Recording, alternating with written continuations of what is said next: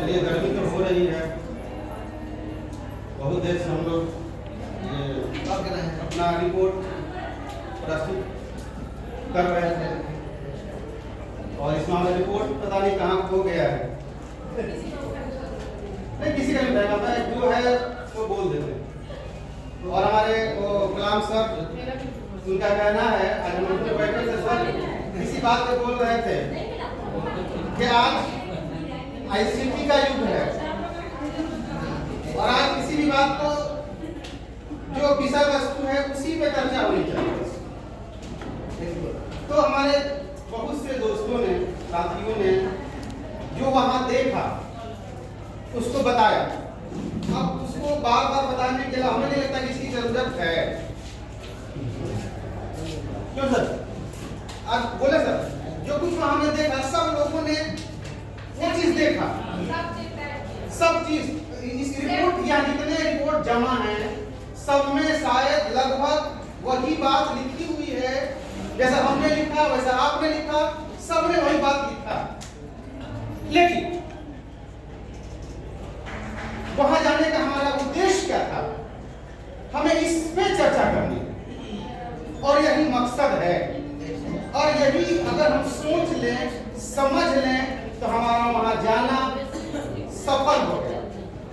और मैं मानता हूं कि हमारा वहां जाना 100% सफल रहा।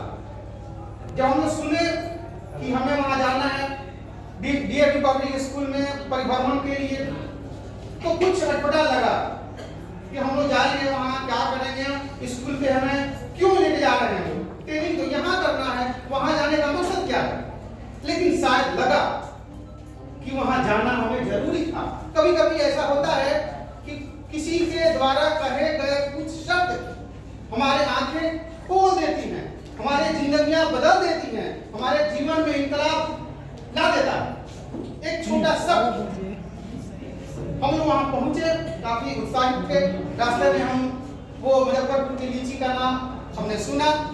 हमने एक गाना आया था बहुत पहले भोजपुरी में कि मुजफ्फरपुर की लीची है। आगे नहीं बोलेंगे, आप समझदार हैं, समझ जाएंगे। आगे हम नहीं बोलना है। तो हम सोच रहे थे कि शायद ये अप्रैल का महीना न होकर के जून का महीना होता, हम जब यहाँ से वापस घर जाते तो यहाँ से मुजफ्फरपुर की लीची लेके जाते तो घर वाले काफी। और उस लीची के पेड़ में जो मंजर लगे हुए थे वो प्रकृति की शोभा को बढ़ा रहे थे। और हमने किताबों में पढ़ा था वो थर्मल पावर प्लांट मुजफ्फरपुर जहाँ बिजली बनती है, उसे हमने करीब से देखा। और असल बात पे आते हैं कि वहाँ हम जब पहुँचे तो लगभग या सभी क्लासरूम में हमें बैठाया गया बेहतर ढंग से। हम उनके व्यवहार से काफी परिचित हुए, प्रभावित हुए।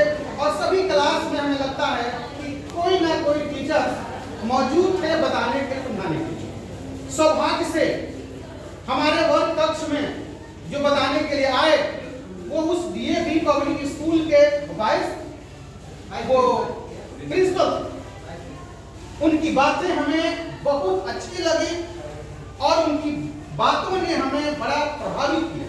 और सबसे फख्र की बात, सबसे हमारे अभिमान की बात, उनके द्वारा जो बात बोला गया वो ये था कि आज आपके सामने जो इस डीएवी का प्रिंसिपल खड़ा है वो किसी सरकारी या प्राइवेट स्कूल का प्रोडक्ट नहीं है, बल्कि एक सरकारी स्कूल का प्रोडक्ट है जो हमारे अभिमान को, हमारे मान को, हमारे सम्मान को। हम लोगों ने उनके पास, हमारे बहुत से साथियों ने प्रश्न रखा। ये भी प्रश्न था, उन्होंने खुद कहा कि हम लोग जो उम्र के सापेक्ष जो आते हैं, उम्र ज्यादा हो गई है और उसके पास अगर 2 क्लास का नॉलेज नहीं है तो हम लोग उसको भगा देते हैं। हमने खड़ा करके सर हमारे पास मजबूरी है, हम लोग ऐसा नहीं कर सकते हैं, कहीं ना कहीं हमारा पिछड़ने का कारण है। तब उन्होंने जो जवाब दिया, कहा कि हम आपकी बातों को समझ गए। हमने एक प्रश्न, हमने उनकी बुद्धिमानी को देखा, उनकी विद्वता को देखा और आकलन किया। सही में वो उनमें शिक्षक के जो गुण होते हैं फूट फूट कर भरे हुए थे। और बड़ा ही सौभाग्यशाली वो विद्यार्थी होगा, वो स्टूडेंट होंगे जो उनसे शिक्षा प्राप्त करते हैं। हमने चंद मिनटों की मुलाकात में जो सीखा, मैं शायद आपको बता सकूं। उन्होंने जब हम लोग अपनी बात, सब लोग अपनी समस्याओं को बोले, अपने सब कुछ ब्लास मन का निकाली। पाठक सर आए हुए हैं, ये कर रहे हैं, वो कर रहे हैं, हमारे ये नहीं है, ये सुविधा नहीं है।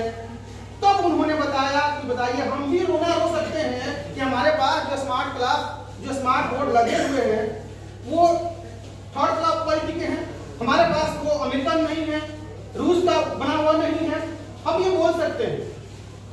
तो हमने, हमारी आंखें खुली और हमने सोचा कि सिर्फ हम लोग रोना रोते हैं कि हमारे पास ये समस्या है, ये कमियां हैं, तो क्या हमारे पास, हम घर में रहते हैं, एक परिवार के रूप में रहते हैं, अगर हमारे पास कोई संसाधन नहीं है, अगर किसी और के पास उच्च क्वालिटी का संसाधन है, तो क्या हम जीना छोड़ देते हैं?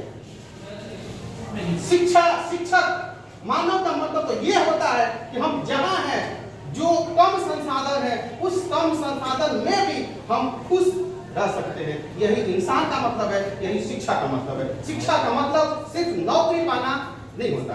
उन्हें एक बात और कही कि पैसा कमाने के लिए अगर आप इस पेशे में आए हैं तो आप कभी भी सफल नहीं हैं। ये बात दिल पे लगी कि अगर आप पैसा कमाने के लिए इस पेशे में आए हैं तो आप कभी भी सफल नहीं है। आप जितना भी रो लीजिए, जितना भी चिल्ला लीजिए, आप कभी सफल नहीं, क्योंकि पैसा कमाने के लिए और भी कई प्रोफेशन हैं, कई भी पेशे हैं, लेकिन शिक्षा पैसा कमाने के लिए, माना कि हमारा परिवार है, पैसा हमें भी चाहिए।